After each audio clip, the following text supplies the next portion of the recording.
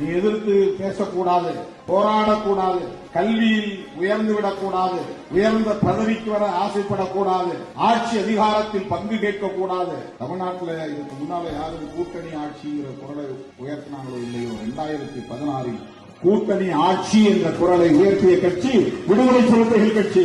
கேபினெட்ல share வேணும், power share வேணும், seat share இல்ல, பவர் ஷேர். இதுக்கு முன்னாடி தோன்றிய இயக்கங்கள் எல்லாம் அப்படி பேசினாங்கன்னு எனக்கு தெரியாது, வரலாறு. பவர் ஷேர் வேற, சீட் ஷேர் வேற. கேபினெட்ல இடம் வேணுங்கிறது பவர் ஷேர், கூட்டணியில இடம் வேணுங்கிறது சீட் ஷேர். ஒரு 4 சீட் 5 சீட் வந்து அதுலயும் பவர் வருது, இண்டிவிஜுவலா வருது. பவர் ஷேர் அப்படின்னா எனக்கும் அதிகாரத்தில் பங்கு வேண்டும். ஓப்பனாருக்கு என்ன பிடிச்சது தான். கூட்டணியில சேரும்போது ஃபர்ஸ்ட் போய் உட்கார்ந்து பேசும்போது ஏதோ ஒரு முழக்கம் சொன்னீங்களாமே, என்னன்னு கேட்டேன். ஏதோ ஒரு போர்ஷன் சொன்னீங்களாமே அப்படின்னு எனக்கு என்ன சொன்னேன்னு தெரியல, முடிச்சேன்.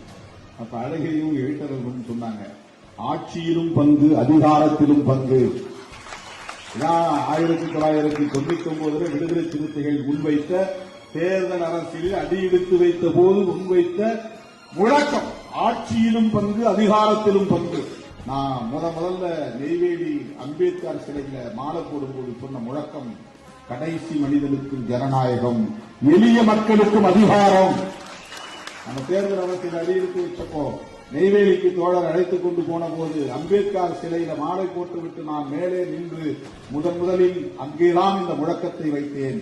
கடைசி மனிதனுக்கும் ஜனநாயகம், எளிய மக்களுக்கும் அதிகாரம். அதிகாரத்தை மக்கள்கிட்ட கொடுக்கணும், ஒவ்வொரு தனி மனிதனுக்கும் ஜனநாயகத்தை கொடுக்கும். அதிகாரம் தனி மனிதனுக்கு இல்ல, மக்களுக்கு, சமூகவாதியா மக்களுக்கு. இதையெல்லாம் சொல்லுகிற துணிச்சலை பெற்ற இயக்கம் விடுதலை சிறுத்தைகள் கட்சி.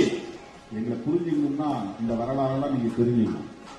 சும்மா சராசரி ஆளை பாக்குற மாதிரி எங்களை சும்மா சோசியல் மீடியா கிடைச்சிருச்சுன்னு எவனோ கூப்பிடுறான் அப்படிங்கிறதுக்காக எதையாவது போட்டு பேசக்கூடாது.